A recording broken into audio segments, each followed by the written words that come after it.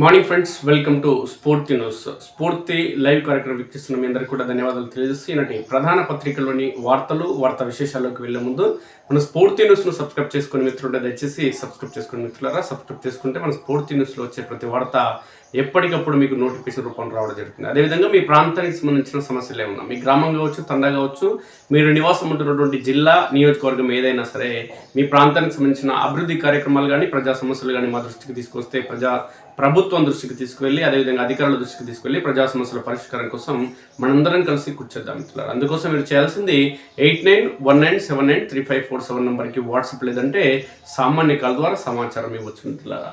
ఈనాటి రాష్ట్ర జాతీయ అంతర్జాతీయ అంశాలకు సంబంధించిన వార్తలకు ఒకసారి మనం వెళ్తే, అంతర్జాతీయ అంశాలకు సంబంధించి యుద్ధం జరుగుతున్న వేళ ట్రంప్ రోజుకు ఒక మాట మాట్లాడడం జరుగుతుంది. ఈ ట్రంప్ పిచ్చి తుక్లకు మాదిరిగా వ్యవహరించడం జరుగుతుంది.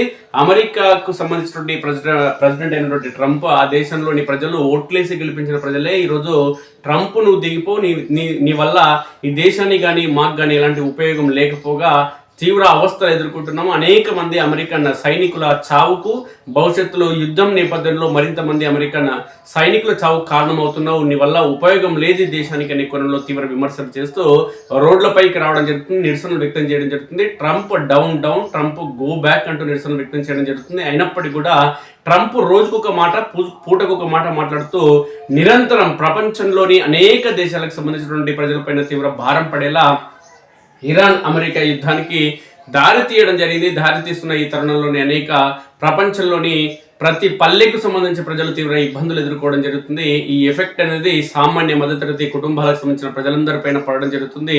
గ్యాస్, పెట్రోల్, డీజిల్ అంశాలకు సంబంధించి సమస్య ఇప్పటికీ తీవ్రతరం కానప్పటికీ భవిష్యత్తులో యుద్ధం ఇలాగే కొనసాగితే మరింత విపత్కర పరిస్థితులు దాపరించే అవకాశం ఉంది. ప్రపంచంలోని ప్రతి మనిషి పైన, ప్రతి జంతువు పైన, ప్రతి జీవి పైన కూడా ఈ ఎఫెక్ట్ అనేది కొనసాగుతుంది. దీనికి ప్రధాన కారణం ఏంటంటే అత్యవసరమైనటువంటి గ్యాస్ కావచ్చు, అత్యవసరమైనటువంటి డీజిల్, పెట్రోల్ అంశాలు కావచ్చు. డీజిల్, పెట్రోల్ అంశాలకు సంబంధించి వాటి గనుక కొరత ఏర్పడితే నిత్యావసరాలకు సంబంధించినటువంటి వస్తువుల ధరలు కూడా పెరిగే అవకాశం ఉంది. దీంతో మానవ సమాజం పైన, ప్రజలపైన తీవ్ర ఇబ్బందులు, తీవ్ర ఆర్థిక భారం పడేందుకు అవకాశం ఉంటుంది. నేపథ్యంలో కుటుంబాలు మొత్తం చిన్న భిన్నమయ్యే అవకాశం ఉంటుంది. ఆర్థిక నష్టాలు తీవ్రంగా వచ్చే అవకాశం ఉంటుంది. కాబట్టి ట్రంప్ వ్యవహార తీరుపై ప్రపంచ దేశాలతో పాటు సొంత దేశానికి సంబంధించినటువంటి ప్రజలు కూడా తీవ్ర విమర్శలు చేయడం జరుగుతుంది. ట్రంప్ గారు రోజుకు ఒక మాట మాట్లాడడం జరుగుతుంది. అదేంటనేది ఒకసారి చూద్దాం. ట్రంప్ గజిబిజి మాటలు. 2-3 వారాల్లో యుద్ధం ముగుస్తుందని తొలుత వ్యాఖ్య. హార్మూజ్ను తెరవకపోయినా దాడులు ఆపుతామని పెట్టడం. తర్వాత స్వరం మార్చిన అమెరికా ప్రెసిడెంట్. హార్మూజ్ను తెరవకపోతే ఇరాన్ పై బాంబుల వర్షం కురిపిస్తామని హెచ్చరిక. పశ్చిమాసియాలో కొనసాగుతున్న దాడులు. యుఏలో డ్రోన్ శకలాల తగిలి భారతీయుడికి గాయాలు. బుద్ధి మందగించింది వీనికి. ఈడేం చేస్తున్నాడు ఈయనకి తెలియదు. అంటే నేను ప్రపంచంలో నేనే అత్యంత ప్రత్యేకమైన వ్యక్తిని, నన్ను మించినోడు లేడు, అందరికంటే నేను ఒక స్థాయిలో ఒక అడుగు ఎత్తులో ఉన్నాను అనే కోణంలో వానికి అహం అనేది తలకెక్కి ఈ విధంగా వ్యవహరించి ప్రపంచంలోని ప్రజలందరినీ కూడా, ప్రపంచంలోని దేశాలన్నింటినీ కూడా ఇబ్బందులకు గురి చేయడం జరుగుతుంది ట్రంప్ గారు. ఇలాంటి తుగ్లక్లు, ఇలాంటి నేతలు, అనేక మంది ఇలాంటి హిట్లర్లు ప్రపంచంలో ప్రజలను, దేశాలని, సమాజాన్ని, లేదంటే సమాజంలోని ప్రజలని ఇబ్బందులకు గురి చేసిన వ్యక్తులు కాలగర్భంలో అనేక మంది కలిసిపోయారు. అందులో ఈ ట్రంప్ అనే పిచ్చేవాడు ఒకడు. కరెంట్ షాక్ మరణిస్తే 8 లక్షలు. ఇప్పటిదాకా ఈ పరిహారం 5 లక్షలు. విద్యుత్ నియంత్రణ మండలి ఆదేశాలు. 7,635 కోట్ల ట్రూ అప్ ఛార్జీలపై నిర్ణయం వాయిదా. చేనేత సంఘాలకు ఎన్నికలు. మే లేదంటే జూన్లో నిర్వహణ. ఓటర్ల జాబితా తయారీకి ఆదేశాలు జారీ. చండీగఢ్ భాజపా కార్యాలయం బయట పేలుడు. ఎన్ఐఏ దర్యాప్తు. బిల్లులపై బగ్గు. జన్ విశ్వాస్ పై ఎన్డీఏ వర్సెస్ విపక్షం చర్చ. తర్వాత లోక్సభలో ఆమోదం. యుద్ధ ప్రభావం ప్రజలపై పడనీయకుండా జాగ్రత్తలు తీసుకోవాలంటూ ప్రధానమంత్రి నరేంద్ర మోడీ అధికారులకు ఆదేశాలు ఇవ్వడం జరిగింది, సూచనలు ఇవ్వడం జరిగింది. కిషన్ రెడ్డి వర్సెస్ కాంగ్రెస్ ఎంపీలు. అమరావతి బిల్లుపై చర్చలో పరస్పర విమర్శలు. విభజన హామీల అమలుపై కాంగ్రెస్ సభ్యుల ఆరోపణలు. బారాస కాంగ్రెస్లే కారణమంటూ కిషన్ రెడ్డి ఎదురుదాడి. ఏపీ రాజధాని చట్టబద్ధతకు అందరి మద్దతు. భూ సమస్యలకు శాశ్వత పరిష్కారం అంటున్నాడు పొంగులేటి శ్రీనివాసరెడ్డి. భూములు ఆక్రమిస్తున్నాడు, క్రషర్లు పెడుతున్నాడు, తెలంగాణ సమాజాన్ని దోసుకుంటున్నాడు, తండ్రి కొడుకులు. ఇది మొత్తం జరుగుతున్న చరిత్ర. అయినప్పటికీ కూడా పొంగులేటి శ్రీనివాసరెడ్డి మీద ఇలాంటి చర్యలు తీసుకుని అంటున్నాడు మన రేవంత్ రెడ్డి పాలమూరు బిడ్డ. తప్పు చేసినా అధికారంలో ఉన్నాం, మేమే చర్యలు తీసుకున్నది, మావాడు కదా, మేము చర్యలు తీసుకోము, ఏం చేసుకుంటారో చేసుకోండి అంటున్నాడు శాసనసభలో. ఇంకొకసారి భూ సమస్యలకు శాశ్వత పరిష్కారం, భూభారత్తో తొలి అడుగు, నేటి నుంచి 5 మండలాల్లో ప్రయోగాత్మకంగా అమలు, మంత్రి పొంగులేటి శ్రీనివాసరెడ్డి. అన్ని సొల్లు కబుర్లే ఉంటాయి. శ్రీనివాసరెడ్డి ఏది కూడా అమలు కాదు, దాంట్లో వాస్తవం ఉండదు. ఇక ఎల్డిఎఫ్ భాజపా ఒక్కటే అంటున్నాడు మన రేవంత్ రెడ్డి. కేరళ రాష్ట్రానికి పోయి ప్రచారం చేస్తున్నాడు. ఈయన ప్రచారం చేస్తే అక్కడ ప్రజలకు ఈయన చెప్తే అర్థం కాదు, ఆయన చెప్పేది ప్రజలు మాట్లాడేది ఏమో రేవంత్ రెడ్డికి అర్థం కాదు, రేవంత్ రెడ్డి ఏమో ప్రజలకు అర్థం కాదు. అడవి ఏదో మాట్లాడొస్తారు. అడవి ఏమంటున్నాడు, ఎల్డిఎఫ్ భాజపా అంటే ఒకటే. ఎట్లయితే కమ్యూనిస్ట్ పార్టీ మీతో పొత్తు పెట్టుకున్నది, మీకు ఓట్లు వేస్తున్నది. కమ్యూనిస్టులు ఏదైనా మీ ఎన్నిక జరిగితే మీకు ఓట్లు వేస్తున్నారు. కమ్యూనిస్టు శాసనసభలు ఏమైనా మీరు ప్రజల వ్యతిరేక కార్యక్రమాలు చేస్తున్నప్పటికీ, మూసీ నది ప్రక్షాళన పేరుతో అక్కడ ఖమ్మం జిల్లాలో ఇండ్ల కూల్చివేతలు కావచ్చు, లేదంటే భూ ఆక్రమణలు కావచ్చు, ప్రజల ఇబ్బందులకు గురి చేసినటువంటి అనేక నిర్ణయాలు తీసుకుంటున్న క్రమంలో ఈ కమ్యూనిస్ట్ పార్టీకి సంబంధించిన వాళ్ళు మీకు సపోర్ట్ చేస్తున్నారు. అవినీతి అక్రమాల్లో పాలు పంచుకుంటున్నారు మీతో కలిసి. మీరు కమ్యూనిస్టులు అంటే కాంగ్రెస్ పార్టీ కమ్యూనిస్టులు ఒక్కటినే తెలంగాణ రాష్ట్రంలో, అంతే తప్ప కమ్యూనిస్టు బీజేపీ ఒకటేనే ఈ దేశంలో కానీ, లేదంటే అనేక రాష్ట్రాలు ఎక్కడైనా పొత్తు పెట్టుకున్నాయా? రేవంత్ రెడ్డి గాఢ మాటలు మాట్లాడుతున్నాడు అక్కడ పోయి. ఇంకేం చెప్తాను చెప్పండి. ఎల్డిఎఫ్ భాజపా ఒకటే. మోదీ విజయంల మధ్య అంతర్గత అవగాహన, యువత సహా అన్ని వర్గాలకు న్యాయం చేసి కాంగ్రెస్ పార్టీ. ఏం న్యాయం చేస్తారు సారు? 6 గ్యారంటీలు ఇస్తుంది, 420 హామీలు ఇస్తుంది. ఏమో ఎక్కడవా ఈ హామీలు? ఇక్కడనే పెట్టిండు మీ రాహుల్ గాంధీ. మళ్ళీ పక్క రాష్ట్రాల్లో ఎన్నికలు పోయిండు సిగ్గు లేకుండా. ఈడ ఈయనయ్యలేదు. ఏమి ఇచ్చిండే తెలంగాణ రాష్ట్రంలో? 2,500 ఇస్తారా? మహిళలకి, యువతలకి స్కూటీలు ఏమైనా ఇస్తారా? పెన్షన్లు ఏమైనా డబల్ చేసిరా? స్కాలర్షిప్లు ఏమన్నా ఇస్తారా? రిలీజ్ చేసిరా? లేదంటే రిటైర్డ్ ఉద్యోగుల బెనిఫిట్స్ ఏమైనా ఇస్తున్నారా? 2 లక్షల ఉద్యోగాలు ఇస్తారా? అన్ని దొంగ మాటలు, లంగ మాటలు. 1,00,000తో పాటు తులం బంగారం ఇస్తారా? లంగ మాటలు అన్నీ చెప్పి గద్దెనెక్కి మళ్ళా కేరళ రాష్ట్రంలో అంటే వీళ్ళకి అధికారం కాదు. మీకెక్కడ అధికారం? అక్కడ ఛాన్సే లేదు కాంగ్రెస్ పార్టీ కేరళ. మత్తును చిత్తు చేద్దాం, మాదక ద్రవ్యాల నిరోధానికి కృత్రిమ మేధ యుద్ధం. 3 టూల్స్ ను అందుబాటులోకి తెచ్చిన ఈగల్. కొత్త లబ్ధిదారులకు చేయూత, 2 లక్షల పెన్షన్లకు ప్రభుత్వ అనుమతి. ఇప్పటికే 12 లక్షల మంది ఎదురుచూపులు. వడపోత ద్వారా ఎంపికకు కసరత్తు. కమర్షియల్ గ్యాస్ మంటలు. ఈ ఏడాది 5 సార్లు పెరిగిన ధర. సంక్షోభంలో చిన్న వ్యాపారులు, క్రమక్రమంగా మూతపడుతున్న హోటళ్లు, టీ కొట్లు, పరోక్షంగా సామాన్య ప్రజలపైన పడుతున్న భారం. కమర్షియల్ ఎల్పిజి సిలిండర్ల ధరల వరుస పెరుగుదల చిన్న మధ్య తరహా వ్యాపారులపై తీవ్ర ప్రభావం చూపుతుంది. ఈ ఏడాదిలో ఇప్పటికే 5 సార్లు ధర పెరిగింది. డిసెంబర్ ధరతో పోలిస్తే 519.50 పెరగడం ఆందోళనకు గురి చేస్తుంది. వరుసగా ధరలు పెరుగుతూ పోతుండడం వల్ల గ్యాస్ పై ఆధారపడే రంగాలు తీవ్ర ఒత్తిడిని ఎదుర్కొంటున్నాయి. మార్చిలో అయితే ఆయిల్ సంస్థలు 2 సార్లు పెంచాయి. 19 కిలోల వాణిజ్య సిలిండర్ ధర మార్చి 7 వరకు 2,106.50 ఉండగా ప్రస్తుతం 2,321కి చేరింది. అంటే పెరుగుదల ఏకంగా 10% పై మాటే. ఒకవైపు సరఫరా లేక సమస్యలు ఎదుర్కొంటుండగా తాజాగా భారీగా పెరిగిన సిలిండర్ ధరలు రానున్న రోజుల ప్రభావం గణనీయంగా చూపే అవకాశాలు ఉన్నాయి. ఇప్పటికే చాలా మంది వ్యాపారులు వారి ఉత్పత్తుల ధరలు పెంచుతున్నారు. పలుచోట్ల టిఫిన్లు, భోజనాల ధరల్ని దాదాపు 10 నుంచి 15% పెంచారు. నెయ్యి ధరను పాల వ్యాపారులు కిలోకి 60కి పైగా పెంచేశారు. డైరీ యూనిట్లు, చిన్న ఫుడ్ ప్రాసెసింగ్ పరిశ్రమల నిర్వాహకులు సైతం ఉత్పత్తి వ్యయాలు పెరుగుతున్నాయని చెప్తున్నారు. పరిణామాలన్నింటి నేపథ్యంలో ఇవాళ సమస్యలు అనేది చాలా తీవ్రమవుతున్నాయి. దీంట్లో మాత్రం ఎలాంటి డౌట్ లేదు. ఇవన్నిటిని చూస్తుంటే ఈ మొత్తం కొంతమంది వ్యాపారులు తాత్కాలికంగా కార్యకలాపాలు తగ్గిస్తున్నారు, మరికొందరు మూసేస్తున్నారు. ఇంకా ఫైలు తగ్గించాం, టీ ధర పెంచాం. ఏజెన్సీ నిర్వాహకులు 19 కిలోల వాణిజ్య సిలిండర్లు ఇవ్వట్లేదు. దీంతో 5 కిలోల సిలిండర్ కనెక్షన్లు తీసుకున్న ఒక్కో దానికి 2,200 చెల్లించా. 5 కిలోల సిలిండర్ రీఫిల్ ధర తొలుత 850 ఉంటే ఇప్పుడు 800 అయింది. రోజుకు 8 సిలిండర్లు వాడాల్సి వస్తుంది. రోజు 6,400 ఖర్చు అవుతుంది. టీ ధర మాత్రమే పెంచాము. వినియోగదారులు తగ్గుతారని భోజనం, అల్పాహారం ధరలు పెంచలేదు. భోజనంలోకి ఫ్రైలు తగ్గించామంటూ ఈ సందర్భంగా నిర్వాహకులు పేర్కొనడం జరుగుతుంది. ఇక టీ కొట్టు మూత. మధ్యప్రదేశ్, రాజస్థాన్ రాష్ట్రానికి చెందిన 2 ఏళ్ల క్రితం వ్యక్తి మెదక్ జిల్లా తూప్రాన్లో టీ కొట్టు పెట్టుకున్న అద్దె నెలకు 18,000. తెల్లవారుజామున 4 నుంచి రాత్రి 10 గంటల వరకు కష్టపడే వాళ్ళం. నాతో పాటు 2 నియమించుకున్నాం. సిలిండర్లు దొరకపోవడంతో నెల రోజులుగా టీ దుకాణాన్ని మూసేసా. అద్దె కట్టలేకపోతున్నా ఉపాధి కోల్పోవడంతో మా వద్ద పనిచేసే 2 కార్మికులు సొంత గ్రామానికి వెళ్లిపోయారంటూ రామ్ సింగ్ పేర్కొనడం జరుగుతుంది తూప్రానికి సంబంధించి.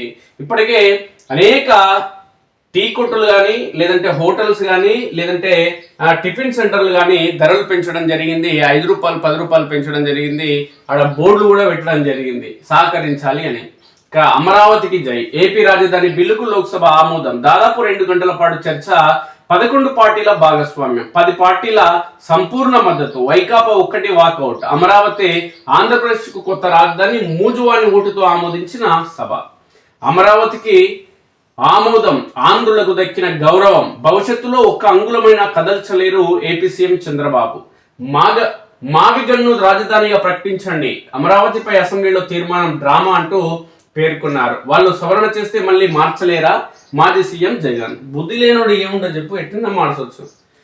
ఇంకా ఆ తల్లుల కన్నీళ్లే చారిత్రాత్మక చట్టానికి పునాది, లోక్సభలో కేంద్ర మంత్రి పెమ్మసాని. ఏపీ రాజధానిగా అమరావతికి చట్టబద్ధత కల్పించడాన్ని స్వాగతిస్తున్నామంటూ మహేష్ కుమార్ గౌడ్, మంత్రి పొన్నం ప్రభాకర్ పేర్కొన్నారు. మీ సేవ వినియోగ ఛార్జీలు 50% పెంపు, సేవలన్నింటిపై 18% జీఎస్టీ, ప్రజలు విద్యార్థులపై ఆర్థిక భారం, తక్షణమే అమల్లోకి రానున్న ప్రభుత్వ ఉత్తర్వులు. ఇది ప్రజా ప్రభుత్వం అంట, రేవంత్ రెడ్డి ప్రభుత్వం అంట, కాంగ్రెస్ ప్రభుత్వం అంట. ఇక్కడ సంఖ నాకించుకుంటే కేరళకు పోయి తమిళనాడుకు పోయి వీళ్ళు ప్రచారం చేస్తున్నారు, అస్సాంకు పోయి సిగ్గు లేకుండా. రాష్ట్ర ప్రభుత్వం మీ సేవ కేంద్రాల ద్వారా అందించే పౌర సేవలపై వినియోగ ఛార్జీలు 50% పెంచింది. తక్షణమే పెంచిన ఛార్జీలను అంటే ఏప్రిల్ 1 నుంచి అమల్లోకి తీసుకువచ్చింది. మేరకు ప్రభుత్వ ప్రధాన కార్యదర్శి కె రామకృష్ణారావు ఉత్తర్వులు జారీ చేశారు. ప్రభుత్వం అందించే పౌర సేవలపై 18% జీఎస్టీ విధించనుంది. కేటగిరీ ఏలో 35 నుంచి 62కి, కేటగిరీ బిలో 45 నుంచి 80కి పెంచింది. వాస్తవానికి 50% ఛార్జీలు పెంచినప్పటికీ జీఎస్టీ భారంతో కలిపి ఛార్జీల పెంపు 77 నుంచి 78% వరకు ఉన్నాయి. దీంతో పౌర సేవల కోసం దరఖాస్తు చేసే ప్రజలు, విద్యార్థులపై ఆర్థిక భారం పడనుంది. మరోవైపు మీ సేవ నిర్వాహకులకు వచ్చే కమిషన్ దాదాపు 15 ఏళ్ల తర్వాత గణనీయంగా పెరిగింది.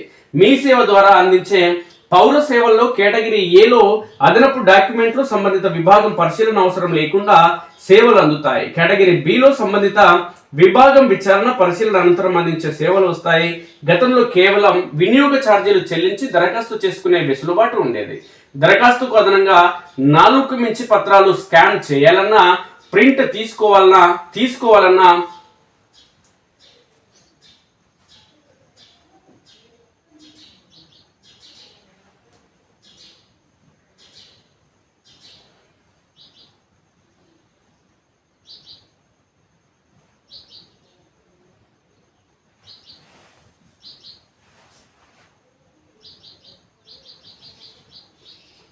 మొత్తం ప్రింట్ తీసుకోవాలన్న ఈ పరిస్థితులు ఉండేవి. కేటగిరీ ఏలో 35 నుంచి 60 రూపాయలకు పెంచింది. ఇక నిర్వాహకుల కమిషన్ 40 నుంచి 34%. ఇక బి కేటగిరీకి సంబంధించి 45 ఉన్నది ప్రస్తుతం, దాన్ని 80% పెంచింది. 52.10% కమిషన్ వస్తుంది నిర్వాహకులకి. ఇక ఈ పాస్ కి సంబంధించినటువంటి ప్రస్తుతం 20 రూపాయల ధర ఉంటే 30 రూపాయలకు పెంచింది. 26.40% కమిషన్ రానుంది. ఇతర చెల్లింపులు 25 ప్రస్తుతం ఉంటే 44 చేసింది. 33.22% కమిషన్ రానుంది నిర్వాహకులకు. ఇతర చెల్లింపులు 2 ప్రకారం 30 ప్రస్తుతం ఉంటే 53కు పెంచింది. 40 రూపాయలు నిర్వాహకులకి కమిషన్ రానుంది. ఈ విధంగా ఒక్కొక్కరి నుంచి ముక్కు పిండి వందలాది రూపాయలు పెంచితే ఈ పరిస్థితి ఏ విధంగా ఉంటుంది. ఇక పేజీకి 2 చొప్పున చెల్లించాలి. కానీ తాజాగా వినియోగ ఛార్జీలతో పాటు 4 పేజీల తర్వాత ఒక్కో పేజీకి 2.5 రూపాయల చొప్పున ఫీజు ఖరారు చేసింది. ఉదాహరణకి కొత్తగా కుల ధృవీకరణ పత్రం కోసం దరఖాస్తు చేసే వ్యక్తి గతంలో 45 చెల్లిస్తే సరిపోయేది. ఇప్పుడు పెంచిన 50% ఛార్జీతో కలిపి 67.5, దీనికి అదనంగా జీఎస్టీ 18% కలిపి 79.65, అంటే రౌండ్ ఆఫ్ ఫిగర్ 80 రూపాయలు చెల్లించాలి. అంటే ఒక్కో పత్రం కోసం దరఖాస్తు ఫీజు భారం 35 రూపాయలుగా ఉంది. ఇక భారీగా కమిషన్ పెంపు, మీ సేవ నిర్వాహకులకు చెల్లించే కమిషన్ భారీగా పెరిగింది. గతంలో కేటగిరీ ఏ సేవలు అందించినప్పుడు చెల్లించిన 35 రూపాయల ఫీజుపై 13 కమిషన్ గా ఉండేది. ప్రస్తుతం ఇప్పుడు 62కు పెంచడంతో కమిషన్ 40.34కు చేరింది. అలాగే కేటగిరీ బి సేవలపై ప్రస్తుతం 80 వసూలు చేస్తున్నందున వారికి ఇచ్చే కమిషన్ 52.10కి పెరిగింది. దీన్ని కొన్ని పౌర సేవలకు సంబంధిత ప్రభుత్వ విభాగానికి వాటా ఉంటుంది. కేటగిరీ ఏ బి సేవల్లో ఈ మొత్తం 7గా ఉంది. అయితే కొన్ని సేవలకు ప్రభుత్వ వాటా ఉండదు. అలాంటి సేవల్లో ప్రభుత్వ వాటా 7 నుంచి 30కి 30% ఈ సేవా కమిషనరేట్కు, 70% మీ సేవ నిర్వాహకులకు అందుతుంది. ఉపకార వేతనాలు అంటే ఈ పాస్ దరఖాస్తు సమయంలో విద్యార్థి ఆధార్ ధృవీకరణకి ఇప్పటివరకు 20 రూపాయలు వసూలు చేసేవారు. ఇక్కడ నుంచి ఆ మొత్తాన్ని ప్రభుత్వం 35కి పెంచింది. ప్రభుత్వం నిర్ణయించిన ఫీజుల కన్నా అదనంగా వసూలు చేస్తే 111100 లేదంటే 180042511110 నంబర్లకి, లేదంటే మీ సేవ సపోర్ట్ @telanggana.gov.in చిరునామాకు ఈమెయిల్ చేయాలని సిటిజన్ చార్టర్ లో ప్రభుత్వం తెలిపింది. పలు సేవలకు వినియోగ రుసుములు ఇలా ఉన్నాయి. ఈ పాస్ బయోమెట్రిక్ ధృవీకరణ కోసం 35 రూపాయలు, తెలంగాణ రైతు నమోదు 18 రూపాయలు, కోర్టు కేసు ఈకేవైసీకి సంబంధించి 62, త్రైమాసిక పన్ను చెల్లింపు 62, డ్రైవింగ్ లైసెన్స్ ఫీజు చెల్లింపు 62, లర్నింగ్ లైసెన్స్ స్లాట్ బుకింగ్ 62 రూపాయలు. ఈ విధంగా ఉన్నాయి. ఈ పరిస్థితుల మొత్తానికి నేపథ్యంలో ఈరోజు ప్రజలను ముంచేందుకు ఈరోజు కాంగ్రెస్ పార్టీ కంకణం కట్టుకుంది అనడానికి ఇది ఒక నిదర్శనంగా మనం చెప్పుకోవచ్చు. ఇక విజయక్రాంతిలో చూడండి ప్రధానమైన వార్తలు ఏంటనేది చూస్తే, LNT పై ప్రేమ, ఆర్టీసీ పై కక్ష అంటూ ఒక వార్త ప్రధానంగా రావడం జరిగింది. ఆర్టీసీని ఏ విధంగా నిర్వీర్యం చేయడం జరుగుతుందంటూ ప్రధానంగా కంటిన్యూస్ గా వార్తలు రావడం జరుగుతుంది. ఇక చికెన్ షాపులు బంద్, పౌల్ట్రీ కంపెనీలు మార్జిన్ తగ్గించినందుకు, రిటైల్ వ్యాపారుల సమ్మెబాట, రాష్ట్ర వ్యాప్తంగా చికెన్ కొరత, ఇందిరా పార్క్ వద్ద మహాధర్నా, నాటోకు రామ్ ఇరాన్ పై యుద్ధంలో సహకరించడం లేదని అమెరికా అధ్యక్షుడు ట్రంప్ మండిపాటు, 2 వారాల్లో యుద్ధం ముగిస్తామని ప్రకటన, ఈ యుద్ధంతో మాకు సంబంధం లేదంటూ బ్రిటన్ పేర్కొంది. బహ్రెయిన్ అమెజాన్ సెంటర్ లక్ష్యంగా ఇరాన్ క్షిపణి దాడి, మళ్ళీ దాడులు చేయబోమని హామీ ఇస్తే ఆపేస్తామంటూ ఇరాన్ పేర్కొంది. 100 ఏళ్ల చరిత్ర, 100 సవాళ్లు, మసకబారుతున్న ఉస్మానియా యూనివర్సిటీ ప్రతిష్ట, పడిపోతున్న విద్యా ప్రమాణాలు, వేధిస్తున్న అధ్యాపకుల కొరత, జాతీయ స్థాయి ర్యాంకులో వెనుకబాటు, లక్ష్యాలను చేరుకోవడం లేదంటూ కాగ్ అసంతృప్తి. మొత్తానికి విద్యావంతులు కానీ మేధావులు కానీ చదువుకున్న వ్యక్తులు సమాజంలో ఉంటే సమాజానికి ప్రమాదం కాదు, కానీ రాజకీయ నాయకులకు మాత్రం ప్రమాదం పొంచి ఉంటుంది. ఈ రాజకీయ నాయకులకు, పార్టీలకు ప్రమాదం పొంచి ఉంటుంది. కాబట్టి విద్యావంతులు మేధావులు ఎక్కడ కూడా సమాజంలో తయారు కావద్దు, ప్రశ్నించే గొంతుకల్లో ఉండొద్దు అనే కోణంలో ఈ విద్యా వ్యవస్థను పూర్తిగా నిర్వీర్యం చేసే కుట్రలో అప్పుడు టీఆర్ఎస్ పార్టీ 10 ఏళ్ల కాలంగా కావచ్చు, ఇప్పుడు కాంగ్రెస్ పార్టీ 2.5 ఏళ్ల పాలన కొనసాగుతున్న ఈ నేపథ్యంలోనే ఉస్మానియా యూనివర్సిటీకి సంబంధించిన విద్యా ప్రమాణాలు మసకబారుతున్నాయి. విద్యా ప్రమాణాల్లో ఈ యూనివర్సిటీ ప్రపంచంలోనే ఒక వెలిగినటువంటి ఉస్మానియా యూనివర్సిటీ, ఒక చరిత్ర, ఒక గొప్పతనం ఉన్నటువంటి ఉస్మానియా యూనివర్సిటీ చరిత్ర ఇప్పుడు మసకబారే పరిస్థితి దాపురించింది. అదేంటో ఒకసారి బ్రీఫ్ గా చూద్దాం. 100 ఏళ్ల చరిత్ర ఉన్న ఉస్మానియా విశ్వవిద్యాలయం భారీ సవాళ్లను ఎదుర్కొంటుంది. విద్యా ప్రమాణాలు ఏటా పడిపోతున్నాయని కాగ్ తన నివేదికలో పేర్కొంది. ఉన్నత లక్ష్యాలను చేరుకోవడంలో ఏర్పాటు చేసిన ప్రణాళికలు అమలు చేయడంలో విఫలమవుతుందని అసంతృప్తి వ్యక్తం చేసింది. దీంతో జాతీయ స్థాయిలో ఒకప్పుడున్న మంచి ర్యాంక్ కాస్త అట్టడుగు స్థాయికి పడిపోయిందని అందులో పేర్కొంది. ప్రాజెక్టులు, పరిశోధనలు, పాఠ్యాంశాల్లో మార్పులపై వెనుకంజలో ఉంది. ముఖ్యంగా వర్సిటీకి అధ్యాపకుల కొరత తీవ్రంగా వెంటాడుతుందని తెలిపింది. అధ్యాపకులు, విద్యార్థుల నిష్పత్తి మధ్య చాలా వ్యత్యాసం ఉండడంతో విద్యా ప్రమాణాలు పడిపోతున్నాయని తన నివేదికలో కాగ్ పేర్కొంది. అకాడమిక్ స్టడీస్ లోను ఫెయిల్, అకాడమిక్ సెనెట్, కళాశాల అభివృద్ధి మండలి సిడిసి సమావేశాలను సరిగా నిర్వహించలేకపోతుంది. ఆర్థిక సంఘం ఏర్పాటులో జాప్యం, 3 పాఠ్యాంశ విభాగాలకు ఫ్యాకల్టీ ఆఫ్ స్టడీస్ ను ఏర్పాటు చేయలేకపోవడం, 36 విభాగాలకు అధ్యయన మండలను పునరుద్ధరణ చేయలేదని కాగ్ తెలిపింది. 43 విద్యా విభాగాలకు సంబంధించిన పాఠ్యాంశాలను సవరించలేదని, నూతన విద్యా విభాగాలను వర్సిటీ ఏర్పాటు చేయలేకపోయింది. పైగా national assessment and accreditation council NAAC సంబంధించి గుర్తింపు లేని కాలేజీలకు వర్సిటీ కింద పనిచేయడం వంటి వాటిపై తీసుకునే ముఖ్యమైన నిర్ణయాలపై దృష్టి సారించలేకపోయింది. మౌలిక సదుపాయాలు, అదేవిధంగా విద్యార్థుల సంఖ్యకు అనుగుణంగా హాస్టల్ భవనాలు కూడా లేవని పేర్కొంది. మంజూరైన పనులను కూడా పూర్తి చేయలేకపోయిందని తెలిపింది. పరిశోధన విద్యార్థులు, రీసెర్చ్ ప్రాజెక్టులను పూర్తి చేయడంలో జాప్యం జరగడం ద్వారా అధ్యాపకులు, విద్యార్థులు పేటెంట్లు పొందలేకపోయారు. సకాలంలో ప్రభుత్వ గ్రాంట్లను వర్సిటీ వినియోగించుకోలేకపోయిందని కాగ్ తెలిపింది. వర్సిటీలో అధ్యాపకుల కొరత, ఉస్మానియా యూనివర్సిటీని ఎప్పటి నుంచో అధ్యాపకుల కొరత వెంటాడుతుంది. ఇది 2017-18లో 26% ఉండగా 2021-22లో 38% చేరింది.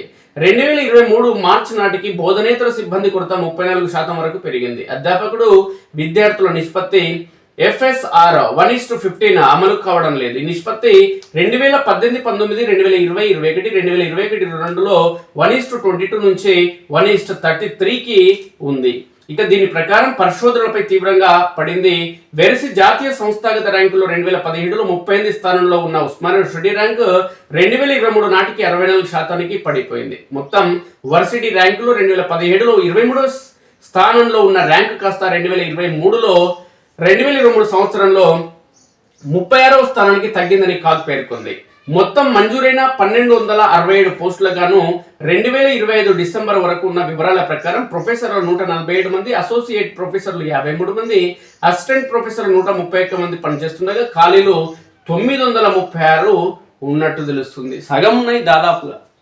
మసకబారుతున్న ప్రతిష్ట. ఒకప్పుడు విద్యారంగంలో జాతీయ స్థాయిలో మంచి గుర్తింపు పొందిన ఉస్మానియా యూనివర్సిటీ ప్రతిష్ట ప్రస్తుతం మసకబారుతుంది. విశ్వవిద్యాలయాల విజయానికి సమర్థవంతమైన ప్రణాళికలే కీలకం. అయితే 2018లో విజన్ డాక్యుమెంట్ ను రూపొందించినప్పటికీ 2023 నాటికి సంస్థాగత లక్ష్యాలను వదిలేస్తూ ఉస్మానియా యూనివర్సిటీ కార్యాచరణ ప్రణాళికను అభివృద్ధి చేయలేకపోయిందని కాగ్ తన నివేదికలో పేర్కొంది. దీంతో విదేశీ విద్యార్థుల సంఖ్య కూడా గణనీయంగా తగ్గింది. అయితే దీన్ని అధిగమించడానికి వచ్చే 5 ఏళ్లలో విదేశీ విద్యార్థుల శాతాన్ని 30% పెంచాలని విజన్ డాక్యుమెంట్ అంటే దురదృష్టి పత్రంలో అనుకున్న ఒక లక్ష్యం కూడా కార్యరూపం దాల్చలేకపోయింది.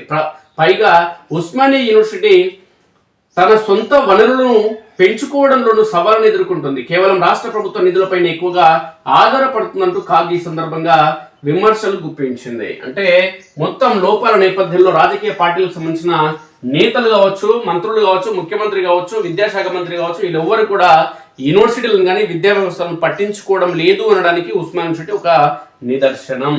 తొలి విడత జనగణన మొదలు. ఈసారి డిజిటల్ విధానంలో కూడా మొదటి దశలో ఇళ్లను, రెండో దశలో జనాభా లెక్కింపు 11,718 కోట్లు కేటాయించిన కేంద్ర ప్రభుత్వం. తెలంగాణలో మే 11 నుంచి జూన్ 9వ తారీఖు వరకు జనగణన జరగనుంది.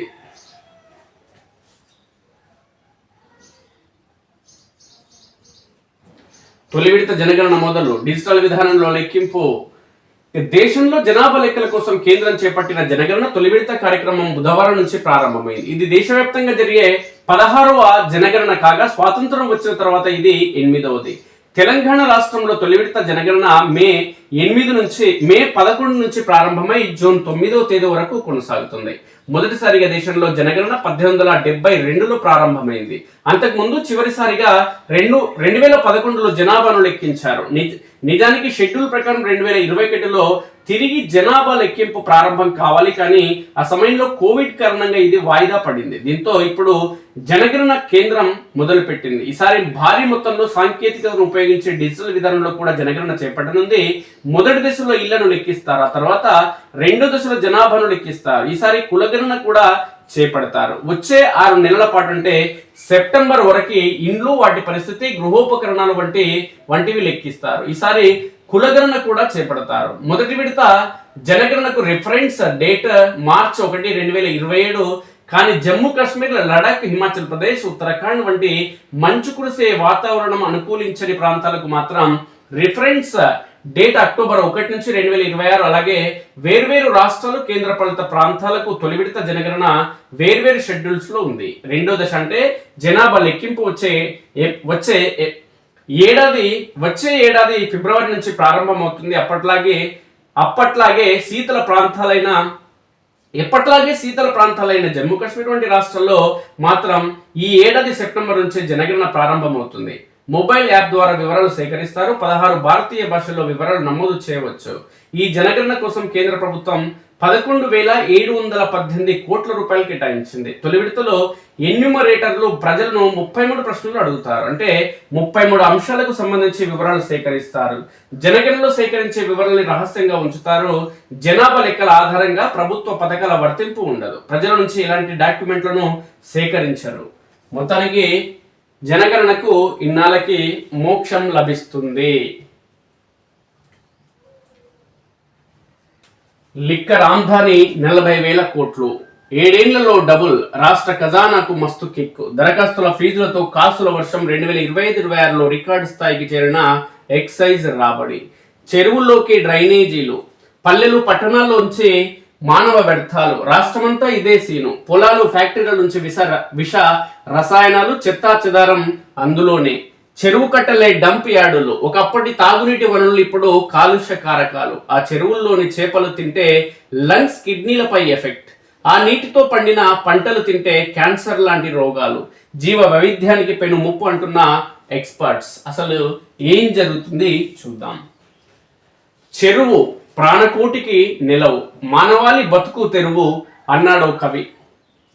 చెరువు గొప్పతనాన్ని గుర్తించిన కాకతీయ రాజులు ఊరూర గొలుసుకట్టు చెరువులు తవ్విస్తే నిజాం పాలకులు వాటిని కాపాడుతూ వచ్చారు. ఒకప్పుడు నీళ్ల తాపు, పశువుల తాపు, చాకి రేవు, మత్తడి తూము, అదేవిధంగా చెరువును విభజించి నీళ్ల తాపు నుంచి తీసుకువెళ్లిన నీటిని ఊరంతా తాగేవారు. కానీ ఇప్పుడు సీన్ మారింది. చెరువు నీటిని తాగడం కాదు కదా, పొరపాటున ఆ నీటిలో కాలు పెడితే బొబ్బలు వచ్చేంతలా కలుషితమయ్యాయి. పల్లె పట్టణం అనే తేడా లేకుండా ఊరూరా నాలాలు, డ్రైనేజీలను నేరుగా చెరువులకు కలుపుతున్నారు.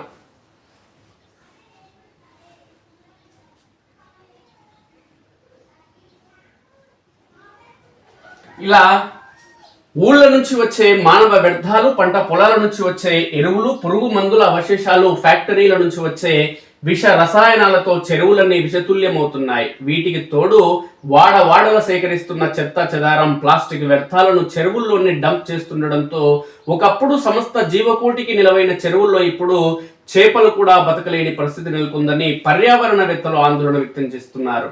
డ్రైనేజీ వాటర్లో మెర్క్యూరీ, ఆర్కినిక్ వంటి కెమికల్స్ ఉంటాయని, ఆ నీళ్లు కనీసం స్నానానికి, పశువుల కడగడానికి కూడా పనికిరావని ఎక్స్పర్ట్స్ చెప్తున్నారు. గొలుసుకట్టు చెరువుల కారణంగా ఒక చెరువు విషపూరితమైతే వాటి కింద చెరువులు కూడా కలుషితం అవుతున్నాయని, ఆ చెరువుల్లోని చేపలు తిన్నా, ఆ నీటితో పండించిన పంటలు ఆహారంగా తీసుకున్న లంగ్స్, కిడ్నీలు దెబ్బతింటాయని, పలు రకాల క్యాన్సర్లు వస్తాయని హెచ్చరిస్తున్నారు. ఇక అంతరిస్తున్న అరుదైన చేపలు, మానవ పారిశ్రామిక వ్యర్థాలు, పంట పొలాల్లోంచి వచ్చే విష రసాయనాలు కలవడం వల్ల చెరువులో ఆక్సిజన్ స్థాయిలు తగ్గిపోయి అరుదైన చేపలు అంతరిస్తున్నాయని మత్స్యశాఖ చెప్తుంది. ఇటీవల హైదరాబాద్, రంగారెడ్డి, మేడ్చల్, సంగారెడ్డి జిల్లాలో వందలాది చెరువులు అధ్యయనం చేసి విషయాన్ని తేల్చింది. ఆయా జిల్లాల్లోని పరిశ్రమలు, ఫార్మా ఇండస్ట్రీస్ వ్యర్థాలను శుద్ధి చేయకుండా విడుదల చేయడం వల్ల పాదరసం, నికెల్, కాడ్మియం, అదేవిధంగా ఆర్సెనిక్ వంటి ప్రమాదకర రసాయనాలు నేరుగా చెరువుల్లోకి చేరుతున్నాయి. చేపలు బతకాలంటే నీటిలో డిజాల్వ్డ్ ఆక్సిజన్ కనీసం 4 ppm నుంచి 5 ppm మధ్య ఉండాలి. కానీ అనేక చెరువుల్లో ఆక్సిజన్ లెవెల్స్ 2 ppm కన్నా తక్కువగా ఉన్నట్లు మత్స్యశాఖ గుర్తించింది. అదే సమయంలో నీటిలో కార్బన్ డైఆక్సైడ్, అమ్మోనియం వంటి హానికర వాయువులు కూడా పెరిగి చేపలు మరణిస్తున్నాయని తేల్చింది.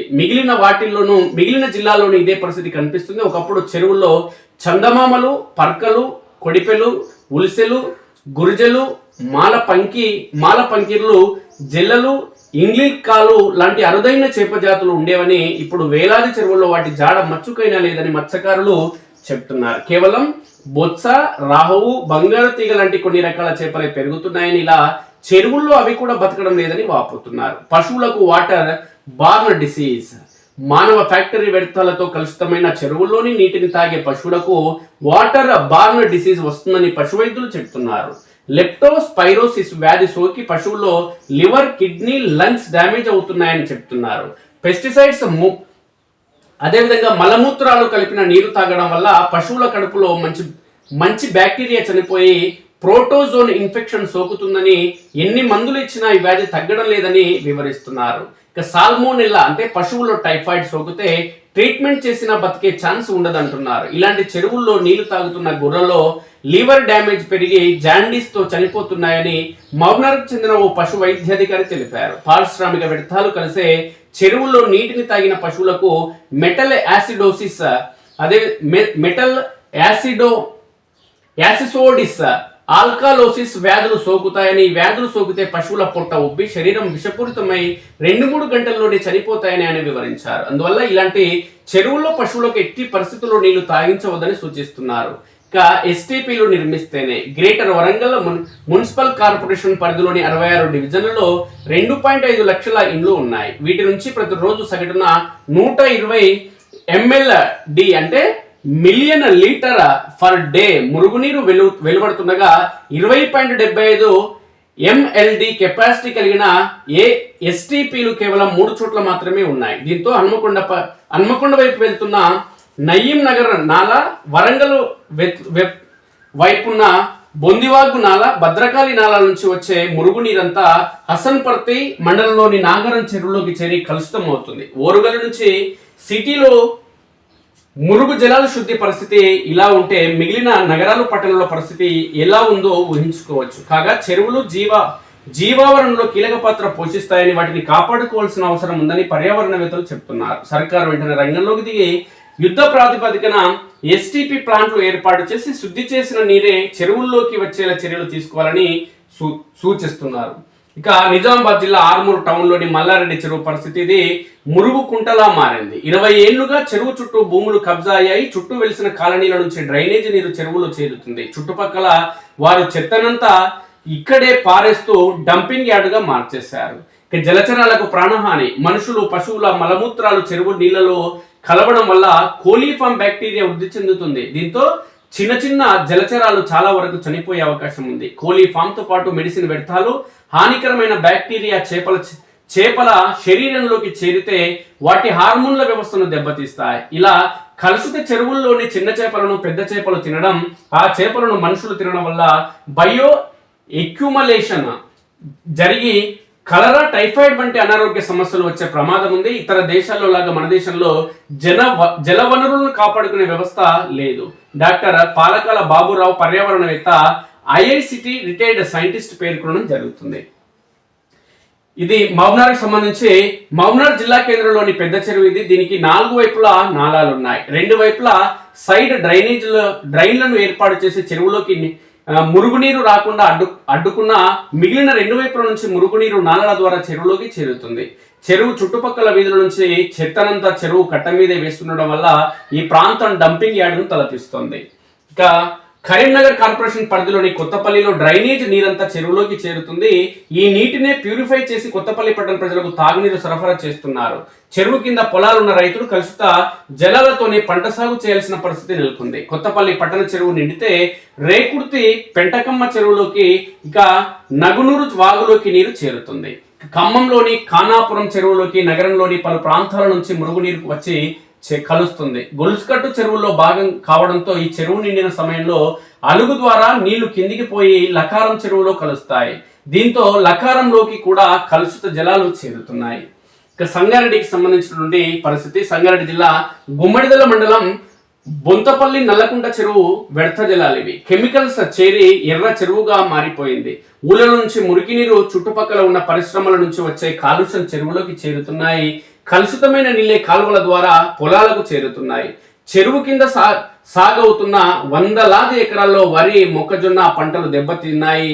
కాలుష్యాన్ని వెదజల్లే పరిశ్రమల వల్ల చెరువు నీటిలో పాటు భూగర్భ జలాలు కలుషితమై నష్టపోతున్నట్లు సమీప గ్రామాల ప్రజలు వాపోతున్నారు. చెరువును పూర్తిగా శుభ్రం చేయాలని స్థానిక ప్రజాప్రతినిధులకు అనేక సార్లు విన్నవించిన ఫలితం లేదని పేర్కొనడం జరుగుతుంది ప్రజలు. కల్వకుర్తి మున్సిపాలిటీలో కూడా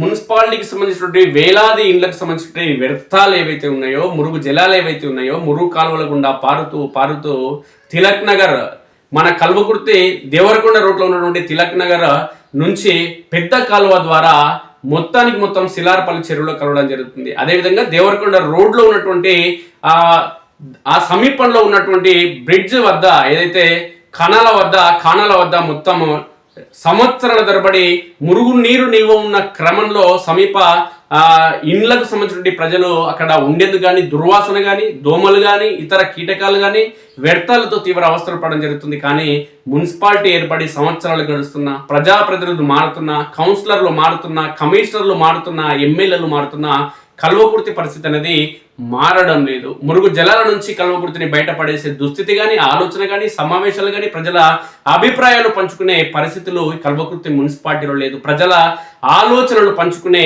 నాయకులు కల్వకుర్తిలో ఎప్పుడైతే వస్తారో ప్రజల సమస్యలు అనేది పరిష్కారం అవుతాయి. ప్రజలకు సంబంధించినటువంటి సమస్యలు ఏవైతే ఉన్నాయో ఆ సమస్యలను ఎప్పుడైతే స్వీకరించే నాయకులు ప్రజాప్రతినిధులకు ఎంపిక కావడం జరుగుతుందో, అలాంటి వాళ్ళు విద్యావంతులు, మేధావులు, ఈ సమాజం పైన అవగాహన వ్యక్తులు రాజకీయాలకు వచ్చిన తర్వాత అలాంటి విద్యావంతులు, మేధావులని ప్రజలు డబ్బు తీసుకోకుండా గెలిపించినప్పుడు ఆ విద్యావంతుల మేధావులు సమాజం కోసం మేలు చేసేందుకు తాపత్రయపడతారు, ఆరాటపడతారు, సమాజ వృద్ధి కోసం పనిచేయడం జరుగుతుంది. కానీ ఎన్నికలు వచ్చిన ప్రతిసారి ప్రజలకేమో క్వార్టర్ మందు 500 రూపాయలు కావాలి. రాజకీయ నాయకులనే బ్రోకర్లకేమో డబ్బులు అక్రమ మార్గంలో సంపాదించి అవినీతి అక్రమాలు చేసి ప్రజల నుంచి సొమ్మును దోచుకొని ప్రజలకు సంక్షేమ పథకాలు ఇచ్చే క్రమంలోనే వాళ్ళ నుంచి కమిషన్లు తీసుకొని డబ్బులు దండుకొని కోట్లాది రూపాయలు సంపాదించి ఎన్నికల సమయంలో విద్యావంతులు, మేధావులు, సమాజ వృద్ధి కోసం పనిచేసే వాళ్ళు సమాజ మేలు కోసం పనిచేయాలన్న తపనతో రాజకీయాలకు వస్తే వాళ్ళని ఓడించి ప్రజలకి మసిబుసి మనడికాయ చేసి మాయ మాటలు చెప్పి తప్పుడు హామీలు ఇచ్చి డబ్బు రూపంలో, మద్యం రూపంలో ప్రజలకు తాత్కాలికంగా వెసులుబాటు కల్పించి రాజకీయాల్లో ఎన్నికలని అంటే అపహాస్యాన్ని చేసి ప్రజాస్వామ్యాన్ని, భారత రాజ్యాంగాన్ని అపహాస్యం చేసి రాజకీయాల్లో గెలుపొందుతున్న ఈ రాజకీయ నాయకులు సమాజంలోని ప్రజలకు మేలు చేసే విధంగా నిర్ణయాలు తీసుకోవడం లేదు. ఎన్నికలు ముగిసిన తర్వాత ప్రజలను పట్టించుకునే దాఖలాలు లేవు. ప్రజల సమస్యలు కానీ, వాళ్ళ లెటర్లు కానీ, సమస్యలకు సంబంధించిన విధి విధానాలకు సంబంధించినటువంటి నిర్ణయాలు తీసుకోవడంలో రాజకీయ నాయకులు విఫలమవుతున్నారు. అందుకోసమే మున్సిపాలిటీలో నిర్వహించే సమావేశాలకు గత 5 ఏళ్ల పాటు జర్నలిస్టులని మున్సిపాలిటీకి రానియలేదు. కొంతమంది దొంగ నాయకులు రానియలేదు. ఎందుకు అనంటే వాళ్ళు తీసుకునే తప్పుడు నిర్ణయాలు కావచ్చు, అవినీతి అక్రమాలు కావచ్చు, అందులో జరుగుతున్నటువంటి బొంకు రాజకీయాలు ఏవైతే ఉన్నాయో ఈ రాజకీయాలు బయటికి వస్తాయి, ప్రజలకు తెలుస్తాయి. ఈ రంకు రాజకీయాలు బయటకు తెలిస్తే, ప్రజలకు తెలిస్తే మమ్మల్ని తూ అని ఉమ్మిస్తారు, చీవాట్లు పెడతారు, మీద ఉమ్మించే పరిస్థితులు దాపురిస్తాయి, మేము చేసే అవినీతి అక్రమాలు బయటపడతాయని చెప్పి జర్నలిస్టులను కూడా 5 ఏళ్ల పాటు మున్సిపాలిటీకి రాని దుష్ట రాజకీయ నాయకులకి ఈరోజు పోలీస్ స్టాప్ పడింది. ఆ నాయకులకి ప్రజలు తగిన బుద్ధి చెప్పడం జరిగింది గత ఎన్నికల సమయంలో. అయినప్పటికీ ఇప్పుడు కొత్తగా ఎన్నుకున్న ప్రజాప్రతినిధులైన కల్వకుర్తి ప్రజల అభివృద్ధి కోసం పనిచేయాల్సిన బాధ్యత వాళ్ళపైన ఉంది. లేదంటే వచ్చే ఎన్నికల్లో, గత ఎన్నికల్లో ఎవరైతే నాయకులు ప్రజా అభిప్రాయానికి విరుద్ధంగా పాలన చేయడం జరిగిందో వాళ్ళని గత ఎన్నికల సమయంలో ఏ విధంగా అయితే అంతం చేయడంతో ప్రజాస్వామ్యబద్ధంగా ఓటు హక్కు ద్వారా ఈ దఫా ప్రజాప్రతినిధులు ఎవరైతే ఉన్నారో ప్రజా సమస్యల కోసం శాశ్వత సమస్యలు అంటే దశాబ్దాలుగా ఉన్న సమస్యలను పరిష్కరించకుండా నామమాత్రంగా 5 ఏళ్ల పదవి కాలాన్ని పూర్తి చేసుకుంటాం, అవకాశం ఉంటే దోచుకుంటాం, ప్రజలను మోసం చేస్తాం, ఇచ్చిన హామీలు నెరవేర్చకుండా సమయం వృధా చేస్తాం అనుకుంటే భవిష్యత్తు రాజకీయాలు చేయకుండా కల్వకుర్తి ప్రజలు అలాంటి వాళ్ళకి బుద్ధి చెప్పడం కూడా సిద్ధం కావడం జరిగిందనేది సుస్పష్టం. సాక్షి ప్రధాన పత్రికలు ప్రధానమైన వార్తలు ఏమైనా ఒకసారి చూస్తే, హిమంత అస్సాం మామ. ఈశాన్య భారత రాజకీయాల్లో కీలక శక్తిగా ఎదిగిన అస్సాం ముఖ్యమంత్రి హిమంత బిశ్వ శర్మ అంటూ ఒక వార్త ప్రధానంగా రావడం జరిగింది. హిమంత బిశ్వ శర్మ ఇప్పుడు దేశ రాజకీయాల్లో తనొక సంచలనంగా మారడం జరిగింది. దేశ రాజకీయాల్లో ఎంత సంచలనం అంటే తను అస్సాం రాష్ట్రంలో అన్ని వర్గాల ప్రజలకు అత్యంత ఆత్మీయ సోదరునిగా ఆయన మారడం జరిగింది. పరిణామాలన్నింటిని చూస్తుంటే ఇక హిమంత బిశ్వ శర్మకి అస్సాం రాష్ట్ర రాజకీయాల్లో అసలు తిరుగు లేదు అన్న స్థాయికైనా ఎదగడం జరిగింది. అది ఏంటనేది ఒకసారి మనం చూద్దాం. ఎందుకు ఇంత స్థాయికైనా ఎదగడం జరిగింది, ప్రజలతో ఎందుకైనా మమేకమవుతున్నాడు హిమంత అస్సాం మామ. డాక్టర్ హిమంత బిశ్వ శర్మ అస్సాం రాజకీయ సంక్లిష్టతలను అర్థం చేసుకుని తదనుగుణంగా తనను తాను మలుచుకున్న నేత. పదునైన వ్యూహాలతో ప్రత్యర్థులను ముప్పు తిప్పులు పెట్టడంలో దిట్ట. స్వయం కృషితో ఈశాన్య భారత రాజకీయాల్లో కీలక శక్తిగా ఎదిగారు హిమంత. అస్సామీలో ఆప్యాయంగా మామ అని పిలుచుకునేంత ప్రజాదరణ ఆయన సొంతం. ఎన్ఈడిఏ రూపశిల్పి 1991 నాటి సంగతి. యువతను తిరిగి కాంగ్రెస్ కేసి ఆకర్షించగల యువ నాయకుడి కోసం నాటి ముఖ్యమంత్రి పార్టీ సీనియర్ నాయకుడు హితేశ్వర సైకియా ప్రయత్నిస్తున్న రోజులు. హిమంత బిశ్వ శర్మ ఆయన కంటపడ్డారు. అలా కాంగ్రెస్ లో చేరారు. 5 ఏళ్ల పాటు నిర్విరామంగా కృషి చేసి రాష్ట్రమంతటా తిరుగులేని నెట్వర్క్ ఏర్పరచుకున్నారు.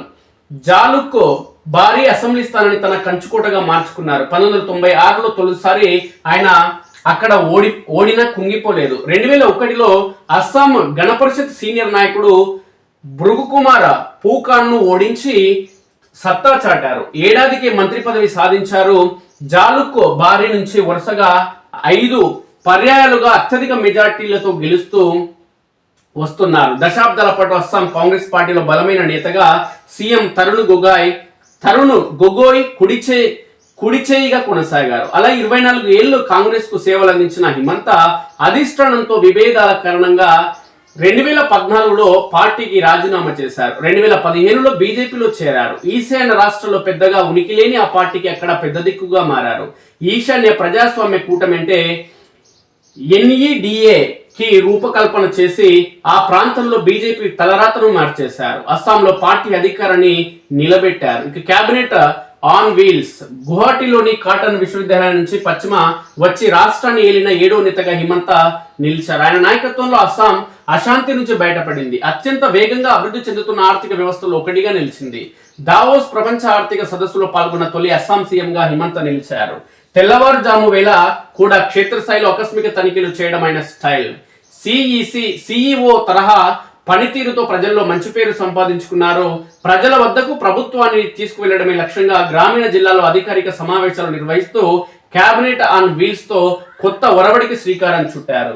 ఇక వ్యక్తిగత జీవితం ఒకసారి చూస్తే హిమంత బిశ్వశర్మ 1969 ఫిబ్రవరి 1న జోర్హాట్ లో జన్మించారు. తండ్రి కైలాష్నాథ్ శర్మ సాహితీవేత్త. అలా హిమంత పుస్తకాలు మేధో చర్చల నడుమ పెరిగారు. పాఠశాల విద్యార్థిగానే ఆదివాసీల హక్కుల ఉద్యమం పట్ల ఆకర్షితులయ్యారు. గువాహటి కాటన్ వర్సిటీ విద్యార్థి సంఘానికి 3 సార్లు ప్రధాన కార్యదర్శిగా పనిచేశారు. విద్యార్థి రాజకీయాల్లో చురుగ్గా ఉంటూనే చదువులోనూ రాణించారు. పొలిటికల్ సైన్స్ లో PhD చేశారు. అప్పటికే ఆయన ఎమ్మెల్యే కావడం విశేషం. రాజకీయాల్లో రాకముందు గువాహటి హైకోర్టులో 5 ఏళ్లు సొలిసిటర్ గా కూడా పనిచేశారు. హిమంత భార్య రినీకి బుయాన్ శర్మ రాష్ట్రంలో మీడియా టైకూన్ గా పేరొందారు. వారికి కొడుకు కూతురు ఉన్నారు. మొత్తానికి వివాదాలు మరకలు. మియా అంటే బెంగాల్ మాట్లాడే ముస్లింలను ఓటర్ల జాబితా నుంచి తొలగిస్తామని హిమంత ప్రకటించడం వివాదాస్పదమైంది. వలసదారులపై హిమంత రైఫిల్ ఎక్కువ పెట్టినట్లుగా చిత్రీకరించిన పాయింట్ బ్లాంక్ వీడియో అత్యంత వివాదాస్పదంగా మారింది. దీనిపై అసదుద్దీన్ ఓవైసీ తదితరులు ఫిర్యాదులు చేశారు. వామపక్ష పార్టీలు సుప్రీంకోర్టును ఆశ్రయించాయి. హిమంత మాత్రం అది ఫేక్ అని కొట్టిపారేశారు. ప్రభుత్వ నిధులతో నడిచే అన్ని మదర్సాలను సాధారణ పాఠశాలలుగా మార్చాలనే హిమంత నిర్ణయంపై భారీ నిరసనలు వ్యక్తమయ్యాయి.